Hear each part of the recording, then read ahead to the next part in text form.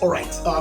I just want to quickly do this video, or as regards to what has been trending lately, on this Russian dude, that's coming to Africa, and he's been, I wouldn't say harassed, but it's been taking advantage of many women, videoing them without their consent and putting it up on the global stage on social media. Yeah, I want to address that quickly because it keeps coming up on my FY page, and I'm like, what's this that's been going on? I'm more of a tennis fan anyway. I watch my tennis on my social media, on my TikTok handle. But this keeps coming up on my FY page, and I thought, I picked up interest, and I decided to do this video. First and foremost, let me say this. Africa is always in the news, in the global news, for the wrong reasons. I really don't know why. Africa, generally, irrespective of the country, is always on the global news or in the global news for the wrong reasons. Let me start in the last few months, we're all aware of what happened to Anthony Joshua and his friends. They came to Nigeria and they were driving and they had a car accident. Someone was driving them on a high speed and they had a car accident. Two of his friends died, and there was no ambulance, to rescue or paramedics to move Anthony Joshua to the hospital. Bystanders had to help, and that trended for a long time. It exposes Nigeria's inefficiency, lack of infrastructure, and of medical care and stuff like this. Yeah, but if you're conversant with a lot of things on social media, you see that on the 23rd of December, there was an accident in California or Los Angeles. There's this guy called Vince Zampella, the CEO of this gaming something. This billionaire guy crashed his Ferrari in the outskirts of California, and ambulance didn't turn up, paramedics didn't turn up. It was bystanders that went to the wreckage and tried to, save the passengers. One of the guy that was still alive. It was on the news, but it was not on the news for the negative reasons. They were like, oh, this guy was speeding, under the tunnel, and he didn't see the barrier. He was trying to navigate a curve. He was excessively speeding and he crashed the Ferrari. No one said, where are the paramedics? Where are the ambulance? And this guy died on the spot, and the other guy, I don't know what happened to him, but the bystanders were trying to rescue him. But when it came to Africa, to Anthony Joshua and his friends, Africa was trending. Nigeria was trending for lack of medical facilities. You can see that aside. There's a guy called Aisha Speed.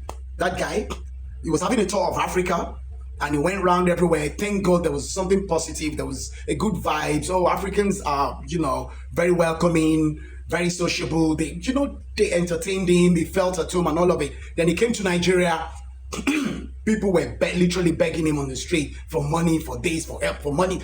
They were begging him, and that negativity started trending. It started trending. Nigeria again on the news for the wrong reasons. Nigeria, Africa, like that. And so many like this. So many negative perception about Africa that is always trending. When the good things are done, they don't trend much. But when the same, negative things are done in the global West or in Europe or wherever, no, it doesn't trend. They just report it as a news, as something, that have happened and all of it. And they move from that. But when it comes to Africa, it keeps trending as a negativity. Now, coming back to what is being trending now negatively about perception about African women, this Yassislav, this Russian dude, is a tourist, came to Africa. It's been going from country to country. I think it's been to Kenya, then to Ghana. I think it's from Ghana that the whole thing got exploded. Look, see what is going on. This guy is like a producer of amateur porn, this kind of thing, recording regular women, allowing regular women into his apartment where he's already set up a camera and stuff like this kind of rubbish, and do the shit with them, having recorded and post it on some Russian website for some Russian men, ridiculous thing, ridiculous. How he can come to Africa, come to Kenya, go to Ghana, and maybe Ethiopia. I don't know where else he's gone to, Nigeria, wherever, and meet these women. Gives them cheap compliments.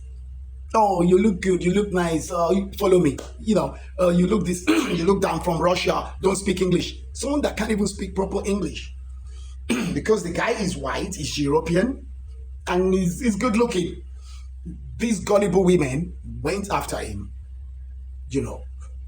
having spoken one or two sentences.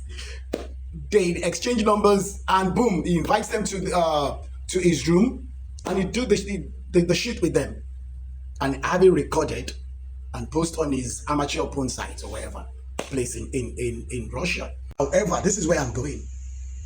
This shit has been going on in Western Europe, in many European cities, long before now. It's been going on. This one night stand.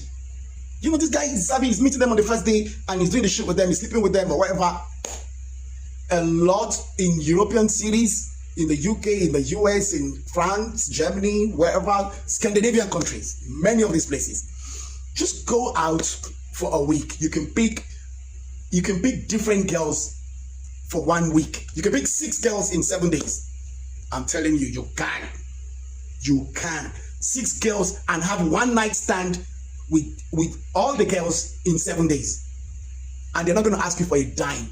They're not prostitutes. They're just white girls going out to have a good time. They've seen a black guy. They've never been with a black guy before. They see this as an adventure. Boom. They want it.